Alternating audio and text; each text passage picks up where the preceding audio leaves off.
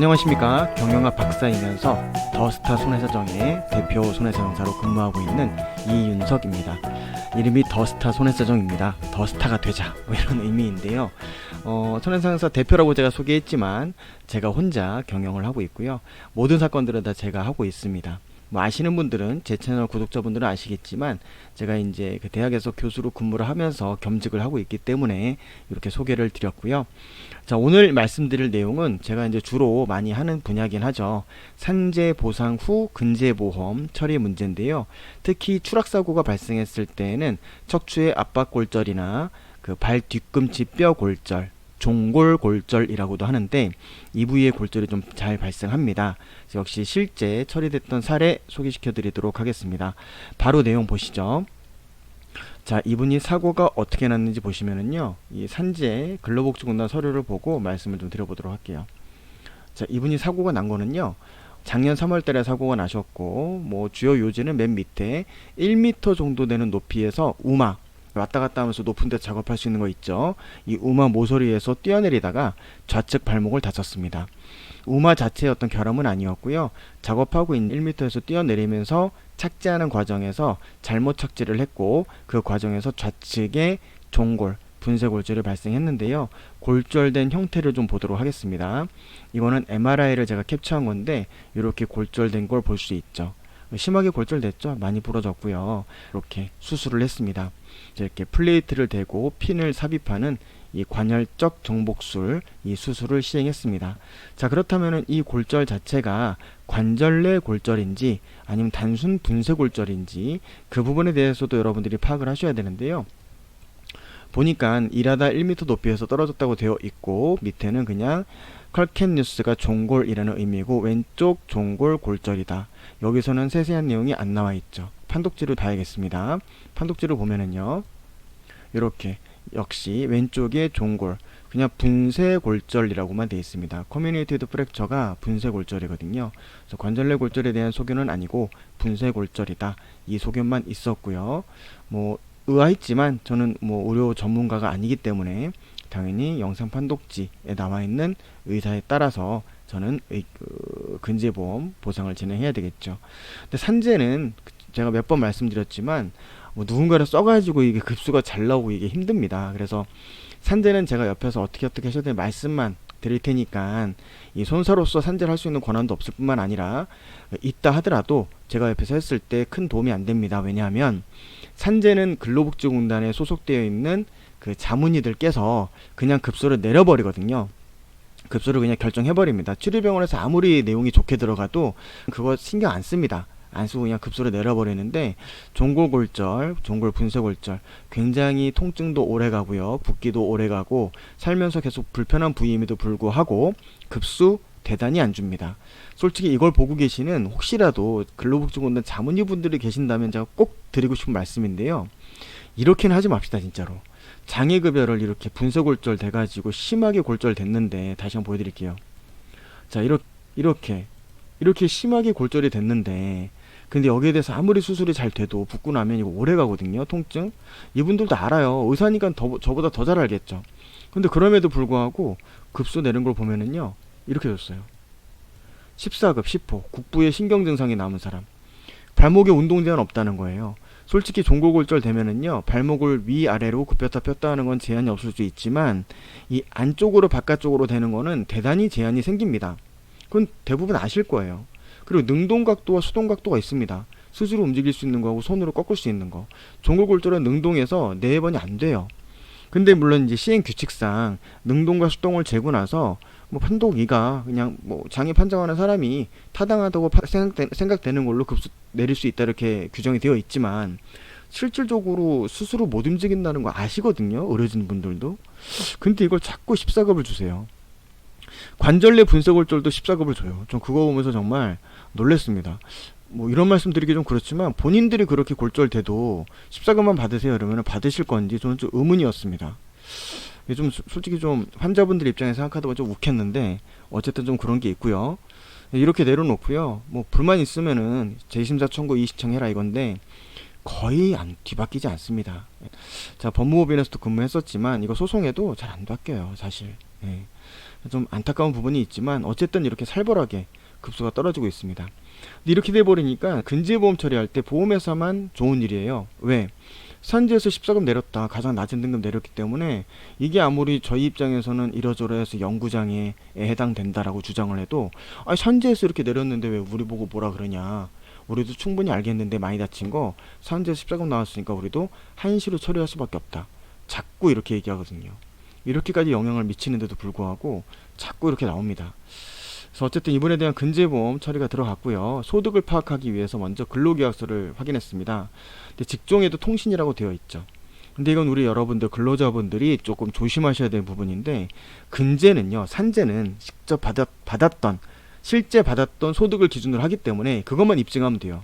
통장 내역 이런 것만 입증하면 됩니다. 근데 근제는 통장 내역 가지고 입증되는 게 아닙니다. 세금 신고도 아니에요. 보통 직종별 노임 단가표라고 해서 잠깐 보여드리면 이렇게 나와 있는 표 보이시나요? 네, 좀 확대해서 보여드리겠습니다.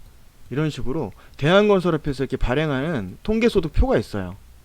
보시면 위에 그 2022년 1월 1일부터는 플랜트 개장공은 20만원이다. 즉, 이 플랜트 개장공이라고 하는 분들이 실제로 30만원 받았다 하더라도 대한건설협회에서 조사한 통계소득은 20만원이니까 이 소득을 인정하겠다는 겁니다.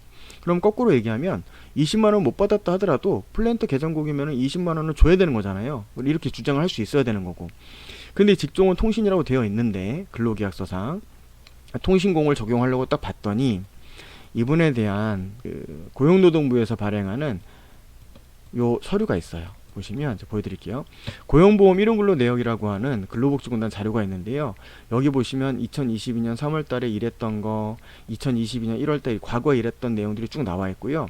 이렇게 종사 직종이 나와 있습니다. 근데 여기 보시면 데이터, 네트워크 및 시스템 운영 전문가라고 찍혀버렸어요. 통신공이 아니죠. 근로계약서는 통신공. 근데 고용보험 1호 근로 내역을 떼서 보니까 여기는 데이터 네트워크 및 시스템 운영 전문가, 방송통신장비 설치 수리원 이렇게 되어 있고요. 또 두 번째로 문제가 되는 게 일수입니다. 한 달에 14일 일하셨다. 한 달에 21일, 한 달에 15일, 한 달에 10일, 12일 이렇게 일했다고 되어 있는데, 이 대한건설협회에서 나온 아까 보여드렸던 노임 단가는 한 달 평균 22일을 일한다고 보고 산정을 합니다. 아까 플랜트 개장공 같은 경우는 20만원 돈이었으면 여기서 20만원 곱하기 22일이 들어가는 거고요. 그게 월 소득이 되는 겁니다. 근제에서 적용하는. 산제는 받았던 소득 그대로 인정하고요. 근데 이분은 사실 제가 볼 때 통신공으로 일을 했다는 게 실질적으로 인정이 됐는데 23만원 정도 돼요. 22만원, 22일을 곱하게 되면 거의 500만원 돈이 되는 거죠. 24만원에 22일을 곱하니까. 근데 실질적으로 이분이 일하셨던 날짜가 21일, 15일 통신공으로도 안 찍혀 있고, 근로계약서만 통신공으로 찍혀 있고, 한 달에 15일, 10일, 12일 이런 식으로 날짜 수가 22일에 현저히 미달하니까 자꾸 보험회사는 통신공 인정 못하겠다. 직종도 일치하지 않을 뿐만 아니라 한 달 평균은 14일, 21일, 15일, 10일 이렇게 일하지 않느냐, 이렇게 자꾸 얘기를 한단 말이죠. 물론 저희도 항변을 합니다. 아니, 건설 경기에 따라서 아무리 본인이 일을 하고 싶어도 22일 동안 일을 하고 싶어도 일이 없으면은 10일밖에 일을 못하는 거고 이런 건데, 그럼 경기가 안 좋으면 다 22일 일을 못하는데 그러면 니네 주장대로 한다면 다 보통인분이야. 그건 말이 안 되지 않느냐, 이렇게 얘기를 하죠. 근데 보험회사는 자꾸 뭐 입증하고 싶으면 소송 가세요 이렇게 얘기하는데, 소송 가도 만약에 이런 케이스 같은 경우에 판사가 22일 인정할까요? 잘 인정하지 않습니다. 저도 그 사실을 알기 때문에 일단 항변을 하지만, 굉장히 좀 열은 받지만 이 부분에 항변을 하되 어느 정도 조율해가지고 그런 보통인부 말고 특별인부로 일당을 업시켜서 인정하자, 이런 식으로 주장을 할 수밖에 없는 거예요. 이제 이런 식으로 얘기를 하게 되고, 사고 내용 자체가 이 케이스는 아까 보셨다시피 우마에서 그냥 스스로 뛰어내리다가 발을 헛디뎠던 내용이었죠. 그래서 종골 분쇄골절이 됐고, 그래서 이 내용에 대해서 근제보험에서는 후유장애를 별도로 판정받아야 됩니다. 산재에서는 14급에 나와 있었지만은요, 이 근제에서는 맥브라이드 방식을 새로 평가받아야 돼요. 그래서 저희가 맥브라이드 방식 평가할 때에는 아까 수술했던 병원에서는 그냥 분쇄골절 돼 있었는데, 저희 장애 평가해 주시는 선생님이 딱 보시고 나서는 이 정도면 이거는 관절내 분쇄골절로 보는 게 맞겠다 라고 판정하셔가지고 관절내 분쇄골절로 해주셨고요. 그다음 맥브라이드 따라서 좌측 족관절의 운동 각도가 이렇게 된다. 제한이 있다라고 말씀을 해주셨어요. 정상 각도가 가로 아니거든요. 20도가 정상 각도면 10도 정도 움직인다. 40도 기준에 30도 정도 움직인다. 이런 식으로 각도 제한이 있다 실질적으로. 근데 이분도 대학병원 의사신데 다른 지역이긴 하지만 근로복지공단 자문이세요. 그래서 말씀하시더라고요. 야, 이게 너무 좀 심하게 준 것 같다. 너무 근데 그게 갈수록 더 해간다고 말씀을 하시더라고요. 근데 어쨌든 이런 부분들이 좀 아쉽긴 합니다. 그래서 이렇게 보면은 결국 이제 16% 연구, 사실 각도로 주매게 되면 14%밖에 안 나오는데 종골 분쇄골절은요 잘 종복된 종골 분쇄골절 항목이 16%짜리가 있어요. 그래서 가장 높은 걸로 좀 주십시오라고 말씀을 드렸습니다. 일단 제일 높은 걸로 받아야 보험사랑 얘기할 때 저희가 협의를 볼 수 있으니까요. 조정이 가능하니까. 선정할 때 16% 기준으로 일단 청구했고요. 여러분들 아셔야 될 게 이 대학병원에서 맥브라이드 방식에 따른 장애율을 받을 때에는 16%, 14%, 12%, 10% 이렇게 가능합니다. 근데 그 중에서 16%를 일단 받았어요. 받고 물론 다른 대학병원 가게 되면 12%, 10%가 나올 수도 있습니다. 하지만 그거는 병원마다 다를 수 있는 거기 때문에 당연히 최선의 결과를 가지고 얘기를 해야 되겠죠. 그래서 이 소득, 방금 말씀드렸던 소득에 대한 부분, 그 다음에 과실, 이분이 스스로 뛰어내렸다 보니까 보험회사에서는 뭐 60%, 70%도 얘기했고요. 판례는 70%, 80%짜리도 있습니다. 왜냐면 본인이 그냥 뛰어내리다 발을 헛디딘 거니까. 근데 사실 이 케이스는 장애 부분에 대해서 공단에서 14급이 인정됐기 때문에 니네들이 한시를 주장하는 거는 우리는 좀 납득이 안 된다.